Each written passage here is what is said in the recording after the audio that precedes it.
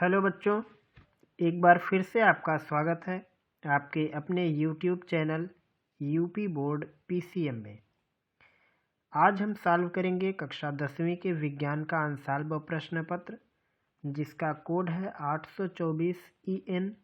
ये वर्ष 2023 का 5वां सेट है और इस सेट का पहला पार्ट हमने अपलोड किया है, जिसमें कि OMR शीट पर आधारित जो 20 प्रश्न होते हैं हमने उन्हें कंप्लीट किया है।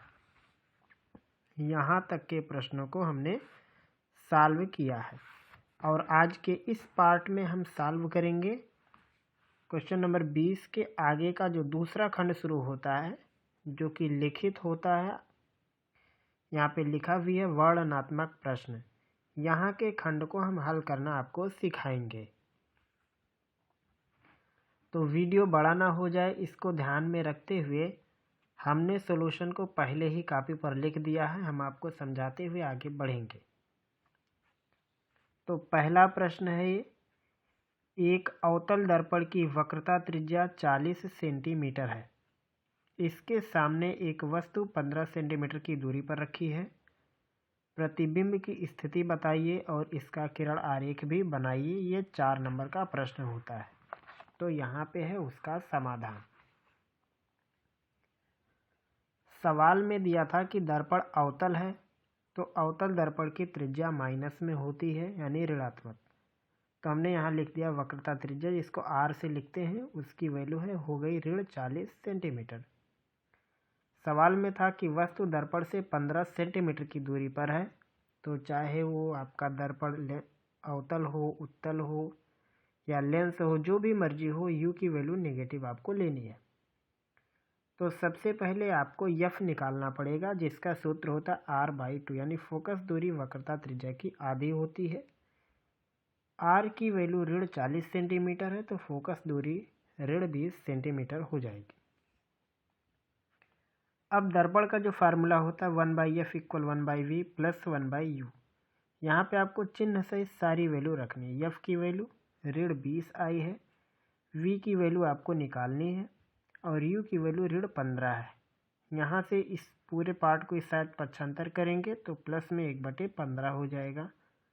दोनों का एलसीएम लेंगे तो 20 और 15 का एलसीएम 60 होता है।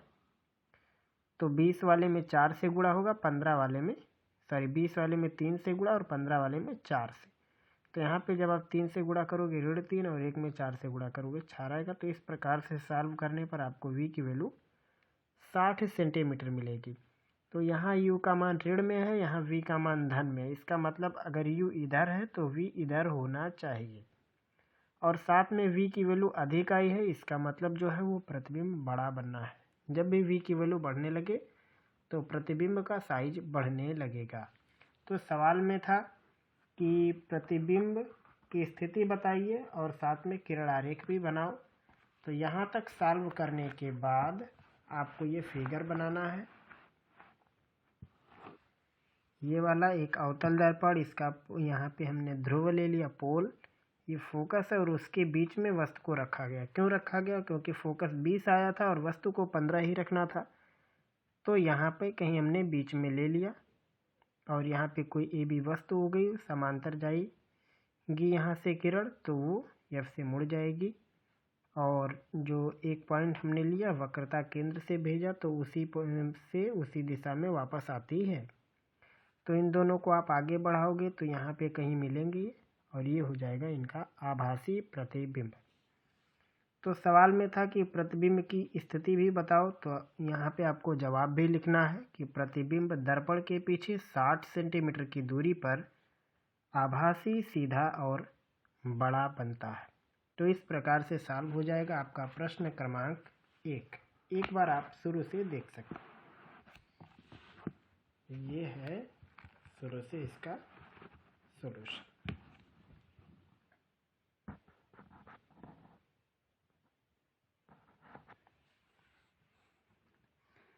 दूसरा प्रश्न है, प्रतिबिंबों के बनने को दर्शाने वाले किरण आरेख बनाइए। जबकि 2 कंडीशन दिया, यानी 2 चित्र आपको बनाने हैं। पहला है वस्तु अभिसारी लेंस के सामने फोकस F और प्रकाशिक केंद्र O के बीच रखी हो, दूसरा है वस्तु फोकस और फोकस की 2 गुनी दूरी यानी 2f के बीच रखी हो। इन दोनों कंडीशन में आपको फिगर बनाना। हमने यहाँ पे बना दिया। हमने यहाँ पे प्रकाशीय केंद्र को C से लिखा है, जबकि पेपर में O से लिखा, तो आप चाहे तो O से भी यहाँ पे इसको डिनोट कर सकते। तो पहला केस था वस्तु फोकस और प्रकाशीय केंद्र के बीच हो तो प्रतिबिंब बनने का ये किरण आरेख है। साथ में पूछा था प्रतिबिंब की प्रकृति भी आपको बतानी थी, तो लिख देंगे प्रतिबिंब आभासी, सीधा और वस्तु से बड़ा है। दूसरा कंडीशन था कि वस्तु फोकस दूरी और फोकस के 2 गुनी दूरी के बीच में है। तो जब इस प्रकार का केस होता है तो प्रतिबिंब उल्टा बनता है। तो यहाँ पे हमने प्रतिबिंब की प्रकृति भी लिख दी है कि प्रतिबिंब वास्तविक होगा, उल्टा होगा और वस्तु से बड़ा होगा।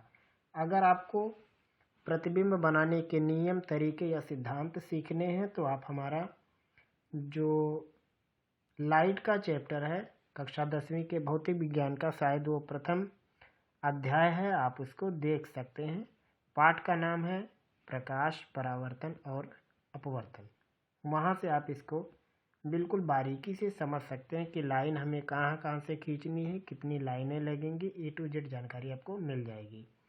तो इस सवाल में अभिसारी कहा था। अभिसारी का मतलब उत्तल लेंस होता है, तो ये उत्तल लेंस के लिए किरण आरेख बनाने थे। तो ये हो जाता है सवाल नंबर 2 का जवाब। तो इसे भी आप नोट कीजिए। फिर हम देखते हैं सवाल नंबर 3 को।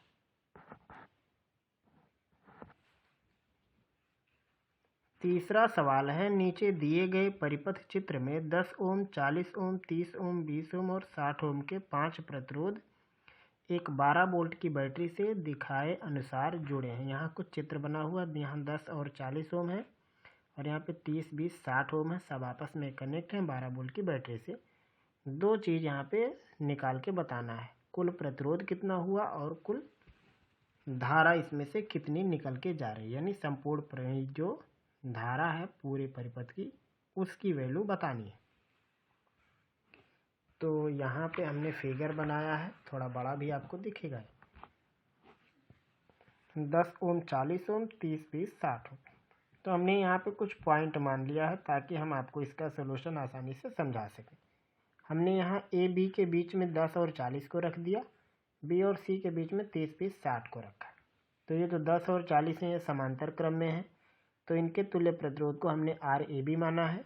और B और C के बीच में जो 30, 20 और 60 है इसको हमने RBC कहा है, इसके तुल्य प्रतिरोध को। तो यहाँ पे है उसका सोल्यूशन, हम आपको दिखाते हैं। पहले थोड़ा फिगर खींच के आपको समझाते हैं। यहाँ देखिए, AB के बीच 10 ओम 40 ओम के प्रतिरोध, 10 और 40 ओम के प्रतिरोध समांतर क्रम में है, इसलिए AB के बीच के तुल्य प्रतिरोध को हमने RAB से डिनोट किया। और समांतर क्रम में प्रतिरोधों को जोड़ने का तरीका, उनके व्युत्क्रम को जोड़ो। तो 10 का उल्टा 1/10, 40 का उल्टा 1/40। एलसीएम दोनों का लेके आप सॉल्व करोगे तो टोटल वैल्यू बनेगी 1/8। तो यहाँ से आपको RAB की वैल्यू 8 ओम मिलेगी। इसी तरह से 30, 20, 60 ओम का भी समांतर में है, तो इनको भी जोड़ने के लिए इनका व्युत्क्रम यानी 1/30, 1/20, 1/60 को जोड़ना होगा। और वो जोड़ने के बाद आपको मिलेगा, यहाँ पे आप देख सकते हैं कि कितना आएगा। यहाँ पे उनके उल्टे को जोड़ा गया है तो आया है 10 ओम। तो ये जो 8 ओम आपका RAB आया और जो RBC ये 10 ओम आया। अब ये दोनों श्रेणी क्रम में हैं, इसलिए तुल्य प्रतिरोध 18 होगा। हमने यहाँ उसका भी जवाब लिख दिया है कि तुल्य प्रतिरोध अगर आप निकालेंगे तो RAB और RBC हैं जो कि श्रेणी क्रम में है। तो एक का 8 आया था, एक का 10 मिला के 18 ओम। और संपूर्ण धारा निकालने के लिए कुल वोल्टेज बटे कुल प्रतिरोध, तो कुल वोल्टेज है 12, कुल वोल्टेज 18, ये प्रतिरोध 18 आया। 12/18 को चाहे तो आप 6 से काट सकते हो, 6 दूनी 12, 6 तिया 18। तो ये हो जाएगा सवाल नंबर 3 का जवाब। आप इसे लगा लीजिए।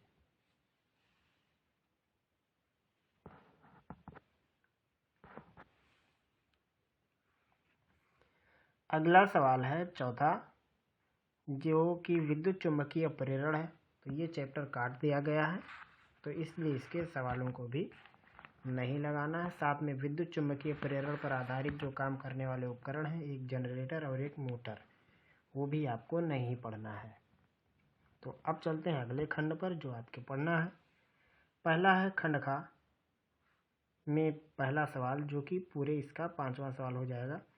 निम्नलिखित यौगिकों का IUPAC लिखो। तो यहाँ पे उनके सामान्य नाम लिखे गए हैं, नियोपेंटेन, द्वितीयक ब्यूटाइल, एल्कोहल ट्राइक्लोरोएसिटिक एसिड और एसिटिलीन। तो सबसे पहले यहाँ पे हम उनका स्ट्रक्चर भी बना के दे देते हैं आपको। वैसे इसमें केवल आपको बताना था उनकी IUPAC। तो IUPAC लिखने से पहले अगर आप उनको जानेंगे तो अच्छे से लिख सकते हैं। लिखा है नियोपेंटेन। तो जो नियोपेंटेन होता है ये एन पेंटेन का ही आइजोमर होता है, यानी पेंटेन C5H12, उसी का ये आइजोमर है। लेकिन ये नियो सीरीज होता है। नियो सीरीज का मतलब होता है कि कार्बन जो है आपका, इस कार्बन के अगल बगल की जो वैलेंसी है हाइड्रोजन के बजाय कार्बन से पूरी कर देनी है आपको। तो अब इसकी IUPAC लिखनी है। तो सबसे पहले क्या करेंगे, यहाँ पे हम नंबर डालेंगे, सबसे बड़ी श्रृंखला। तो इधर से भी ये 1 2 3, इधर से भी 1 2 3, कोई सा भी आप लेंगे तो 1 2 3 आपको मिलेगा। मतलब मैक्सिमम एक चेन में 3 कार्बन। नाम लिखने के लिए आपको क्या करना रहता है, सबसे पहले प्रतिस्थापियों का स्थान हम लिखते हैं।